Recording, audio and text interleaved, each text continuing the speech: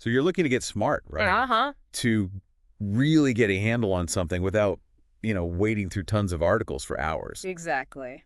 Well, that's what we're doing today. We're taking a deep dive. Yeah, into something pretty specific in the digital world. It's fascinating, though maybe a little bit sad sometimes. It definitely can be. We're talking about video games, specifically what happens when their online worlds just vanish, these so-called digital graveyards. Precisely. And we've got this really interesting source. It's actually a script from another show tackling this exact topic. Okay. So our mission really is to pull it apart. Understand why these digital places die out, what that actually means for people, and, well, if anything can even be done about it. Right. Okay, so let's start there. This idea of a digital graveyard. Yeah. What actually is it? Like, what defines it? Well, the source is quite clear on this. It's any game, basically, that you just can't play anymore once the company turns off the servers. Okay, unplayable. Totally unplayable. And we're not just talking about, losing the multiplayer option. Think about MMOs. Massively multiplayer games, yeah. Those huge online worlds. Or live service games. The ones that are always getting updates. Always need to be online. Exactly. For those games, if the servers go dark, the game itself just stops existing, functionally speaking.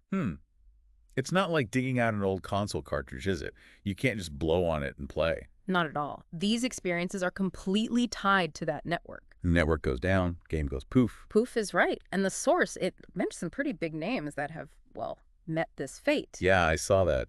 Not just obscure indie titles. No, definitely not. It lists writers of Icarus, Battleborn, remember that one? Vaguely, yeah. Big push for a while. And even Marvel Heroes. These had significant player bases, Big companies behind them sometimes. But they still ended up digital ghosts. Digital ghosts, exactly. It really makes you wonder why. Why are these worlds, these experiences so disposable sometimes? Why do they just vanish? Well, the number one reason, according to the source, it really boils down to money. Economics. Of course. Yeah, running servers, maintaining them, it's expensive. You've got the hardware, the software updates, support staff. Constant costs. Constant costs. And if a game just isn't bringing in enough cash to cover all that, well, studios often make the tough call. Cut their losses. Yep. Pull the plug. It's a business decision, fundamentally. It makes a certain cold logic, I guess. But the source also mentioned something else. Tech debt. That sounds kind of ominous. It is, yeah. It's a really interesting concept. Tech debt is basically the accumulating cost of trying to keep old software running on new systems. Okay. Think about it. Technology moves so fast, right? Game code written years ago can become incredibly difficult and expensive to update, to keep it compatible with modern hardware, modern operating systems. So it gets harder and harder over time. Exactly. The source had this great analogy, actually. It said it's like your grandma's flip phone, but with microtransactions. Okay, I get that. Old tech trying to do modern things. Pretty much. You've got this outdated foundation trying to support all the features and demands of today's online gaming. It's a struggle. So let's dig into that tech debt a bit more. It's not just about player numbers or revenue then. Sometimes the game itself, the code, just becomes too much of a hassle. That's a big part of it. Imagine constantly needing to patch and tweak software built on totally different principles than what we use now. A technical nightmare, potentially? It can be. The sheer effort involved just to keep an older game stable and running smoothly on, say, the latest Windows update or new graphics cards, it can become unsustainable, even if people still love the game. Right. Even with a dedicated player base. Even then, yeah. The cost, the complexity, it just balloons. Okay.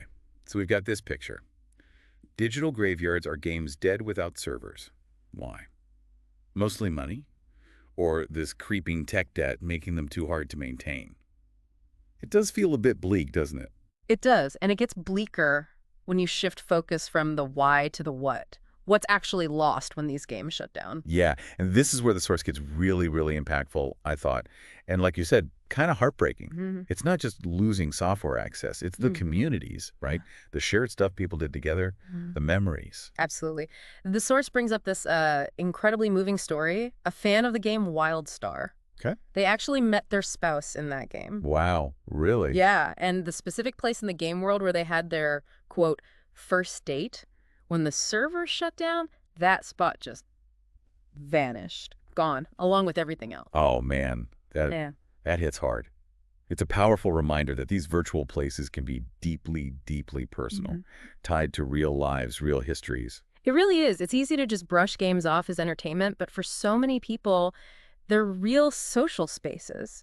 Real connections happen there. Significant life events even. Totally. I mean, I can think of online groups I've been in, not even games, that felt just as real. Yeah. You know, losing that would be rough.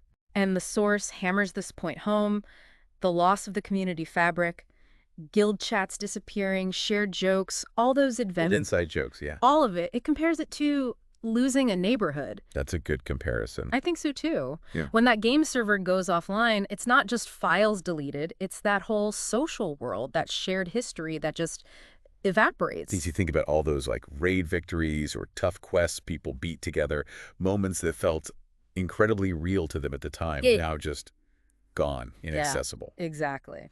So it raises this huge question, doesn't it? Should these worlds just blink out of existence? Is there a case for trying to, I don't know, preserve them somehow? And that is the critical point the source digs into next. It talks about the efforts of fans, really passionate players. Right, the ones who try to bring games back. Yeah, exactly. They sometimes take on this massive task of resurrecting games by setting up their own private servers. City of Heroes is the big example it gives. It just shows the amazing dedication and, frankly, the technical skill within these communities. That's incredible. Real dedication to keep those experiences alive.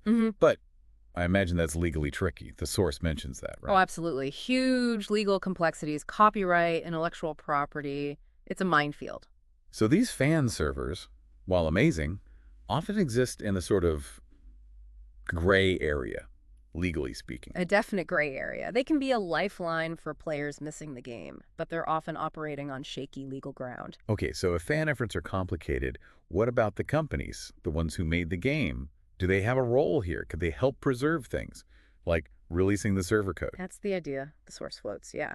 If companies release the code, that could potentially allow fan communities or maybe even archives to host and maintain the games legitimately. It would be huge.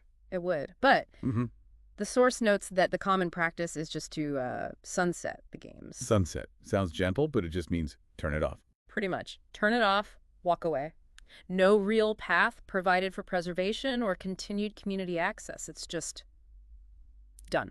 Feels like a missed opportunity, especially when you compare it to how we treat other kinds of culture. The source had that interesting comparison, didn't it, with the cemetery? Yes. The Charleston Cemetery's digital mapping project. Right. What was the point there? Well, the insight is that it shows we can preserve things meticulously, even physical history, in a digital format if we decide it's important. If there's the will, the effort. So if we can digitally map a real graveyard, why not preserve a digital world? That's the question it raises. If we value historical sites, artifacts, maybe games as this increasingly significant digital art form deserves similar consideration. it really changes how you think about it, doesn't it? Games aren't just throwaway fun. They're becoming part of our digital culture, our history. Definitely. So as these digital graveyards keep popping up, what does that mean, broadly speaking, for all of us? Well, this leads to the final, really thought-provoking question the source leaves us with, and it's one for you listening to. Given how important digital experiences are becoming in our lives, what are the bigger implications? The fact that these online games and maybe other kinds of digital culture can just be ephemeral, temporary. What responsibility do creators have? What about players or even like museums or archives? Yeah, whose job is it to make sure these things last, if anyone's? Exactly. It's definitely something worth mulling over as our digital world keeps changing so fast.